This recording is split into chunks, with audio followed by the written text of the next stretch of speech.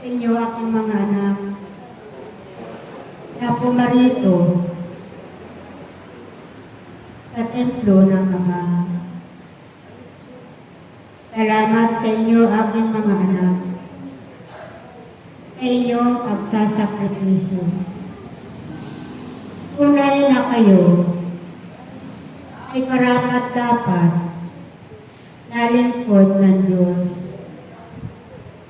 O walang sinuman ang makakatulad sa inyo sa lahat ng inyong mga ginagawa bilang pagsunod sa kalooban ng Diyos.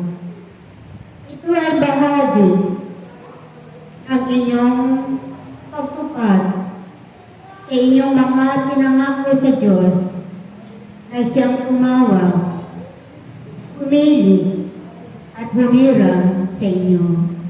Kaya aking mga anak, ipagpatuloy ninyo ang inyong mga sinimulan. Sinimulan na kung saan ay ito ang magbibigay sa inyo ng kasaganaan sa inyong mga buhay.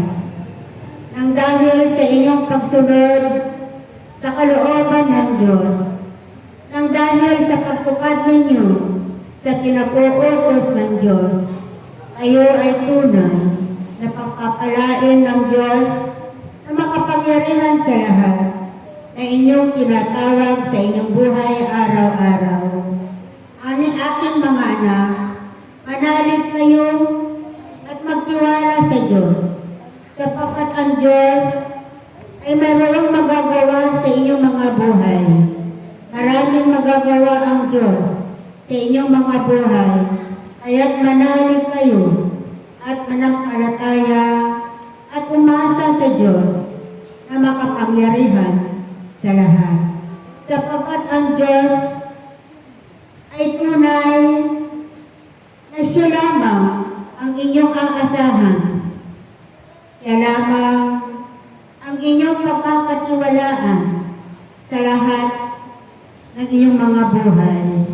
Aking mga anak, ako ito, ang inyong mahal na Inang Birhen, na patuloy na nananalangin sa harapan ng Diyos upang kayo ay aking ipanalangin, upang kayo ay maging matatag sa inyong buhay pananampalataya, upang kayo ay maging matatag at maging matibay sa inyong buhay, paglilingkod at pagsunod sa kalooban ng Diyos.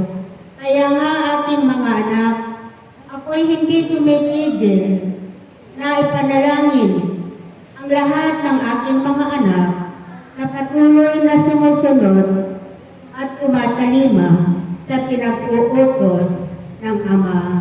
Kayo lahat, aking mga anak, ay manatili kayong tapat sa Diyos.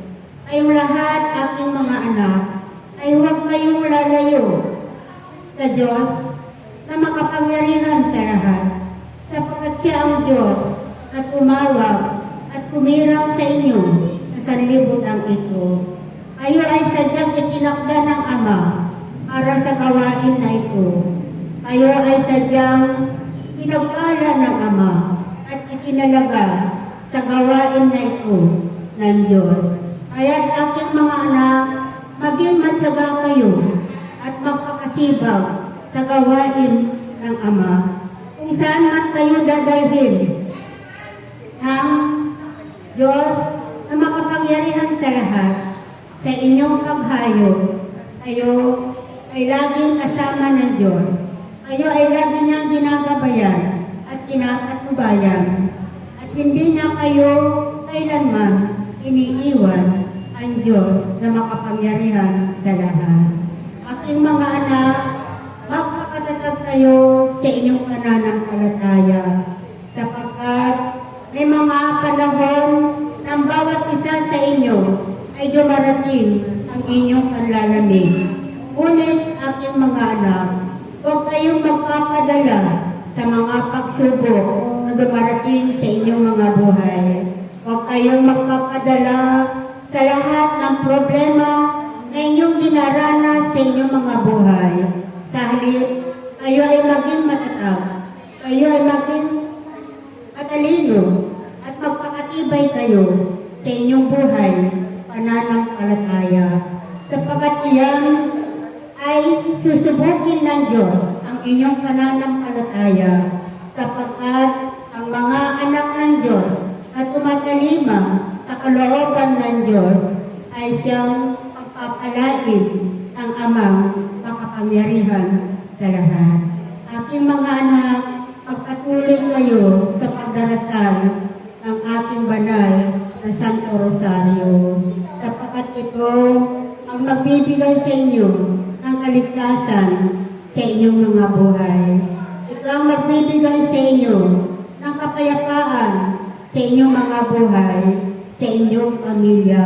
At magpatuloy kayo, aking mga anak, sa pagpapalaganap ng aking imahe sa mga bawat tahanan, upang ang mga tao na hindi marunong magdasal ng aking banal na Santo Rosario ay matututo sila sa magitan ng inyong paggabay sa kanila. Kaya aking mga anak, huwag ninyong kakaligtaan na ang bawat pagtungo ninyo sa bawat tahanan na inaakyatan ng imahe ay kayo ang laging magbibigay sa kanila ng kapayapaan sa kanilang tahanan. At sa bawat tahanan na inyong aakyatan ng aking imahe ay lagi ninyong ibungad sa kanila ang kapayapaan sa kanilang tahanan. Sapagkat sa magitan ng pagdarasal nila ng aking banal na Santo Rosario ay makakamit nila ang kapayapaan, kaayusan ng kanilang buhay. Magkakaroon ng kapayapaan ang kanilang tahanan. Sapagkat sa magitan ng aking banal na Santo Rosario, ito ay kanilang patuloy na dasalin ay marami ang ipagpapaloob na grasya sa kanilang mga buhay. Ito ang susi ng kanilang kaligtasan. Kaya't aking mananganak, huwag ninyong panghinawan o huwag kayong mapagod sa pagdarasal ng aking banal na Santo Rosario at sa pagpapalaganap ng aking imahe upang kayo ay maging instrumento sa lahat ng mga tao na lalo na ang mga hindi marunong magdasal ng aking banal na Santo Rosario. Kaya aking mga anak, naway maging masipag kayo at matyaga sa paghayo upang ipalaganap ang aking imahe sa mga tahanan.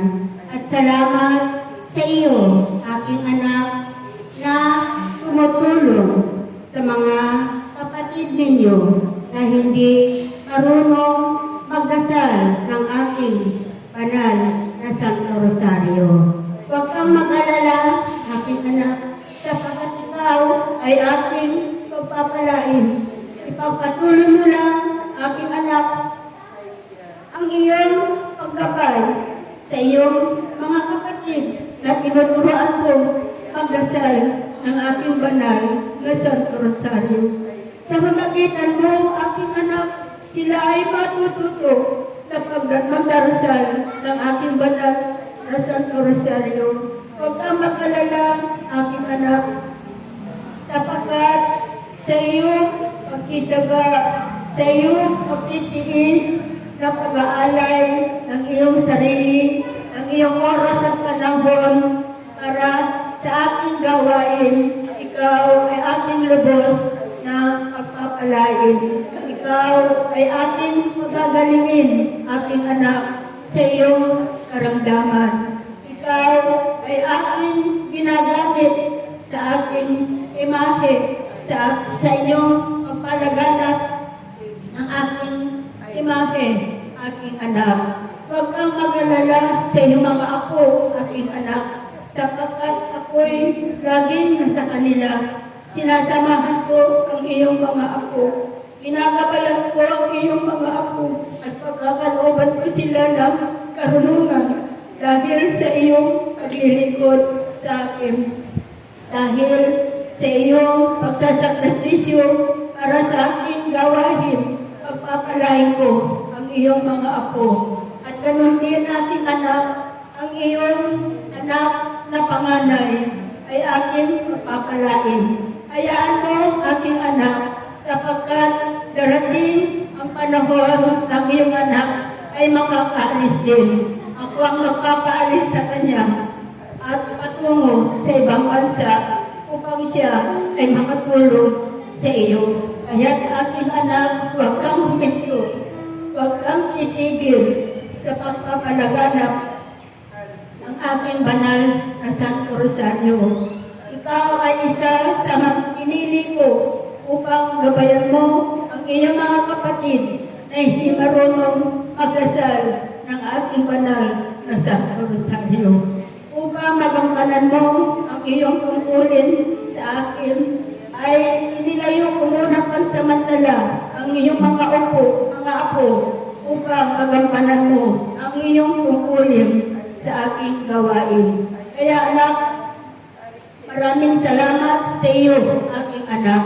Salamat at sana ikaw ay magpatuloy sa paghayo upang samahan at turuan ang iyong mga kapatid na hindi marunong magdasal ng aking banal na Santo Rosario. Salamat sa iyo aking anak at maraming salamat sa inyong mga anak sapagkat kayo ay